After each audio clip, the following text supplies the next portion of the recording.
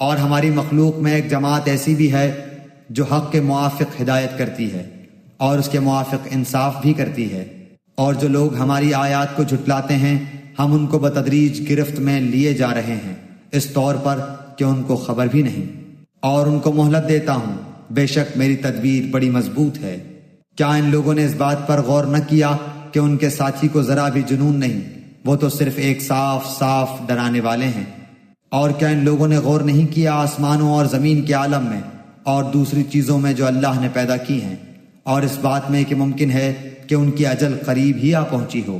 پھر قرآن کے بعد کون سی بات پر یہ لوگ ایمان لائیں گے؟ جس کو اللہ تعالیٰ گمراہ کر دے اس کو کوئی راہ پر نہیں لا سکتا، اور اللہ تعالیٰ ان کو ان کی گمراہی میں بھٹکتے ہوئے چھوڑ دیتا ہے۔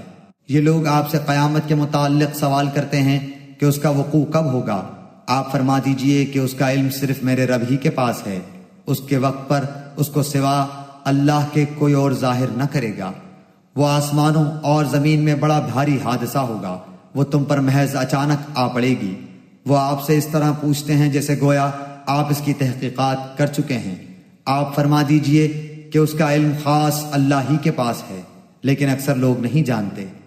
آپ فرما دیجئے کہ میں خود اپنی ذات خاص کے لیے کسی نفع کا اختیار نہیں رکھتا اور نہ کسی ضرر کا، مگر اتنا ہی کہ جتنا اللہ نے چاہا ہو، اور اگر میں غیب کی باتیں جانتا ہوتا تو میں بہت سے منافع حاصل کر لیتا اور کوئی نقصان مجھ کو نہ پہنچتا۔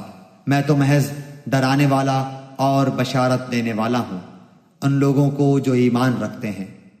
وہ اللہ تعالیٰ ایسا ہے جس نے تم کو ایک تن واحد سے پیدا کیا اور اسی سے اس کا جوڑا بنایا تاکہ وہ اس اپنے جوڑے سے انس حاصل کرے۔ پھر جب میاں بیوی سے قربت حاصل کی تو اس کو حمل رہ گیا ہلکا سا، سو وہ اس کو لیے ہوئے چلتی پھرتی رہی۔ پھر جب وہ بوجھل ہو گئی تو دونوں میاں بیوی اللہ سے جو ان کا مالک ہے دعا کرنے لگے کہ اگر تو نے ہم کو صحیح سالم اولاد دے دی تو ہم خوب شکر گزاری کریں گے۔ سو جب اللہ نے دونوں کو صحیح سالم اولاد دے دی تو اللہ کی دی ہوئی چیز میں وہ دونوں اللہ کے شریک قرار دینے لگے، سو اللہ پاک ہے ان کے شرک سے۔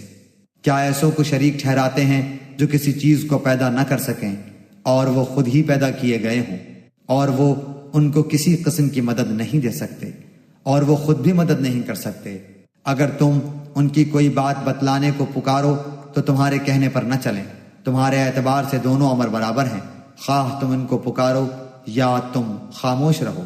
واقعی تم اللہ کو چھوڑ کر جن کی عبادت کرتے ہو وہ بھی تم ہی جیسے بندے ہیں، سو تم ان کو پکارو، پھر ان کو چاہیے کہ تمہارا کہنا کر دیں اگر تم سچے ہو۔ کیا ان کے پاؤں ہیں جن سے وہ چلتے ہوں، یا ان کے ہاتھ ہیں جن سے وہ کسی چیز کو تھام سکیں، یا ان کی آنکھیں ہیں جن سے وہ دیکھتے ہوں، یا ان کے کان ہیں جن سے وہ سنتے ہوں؟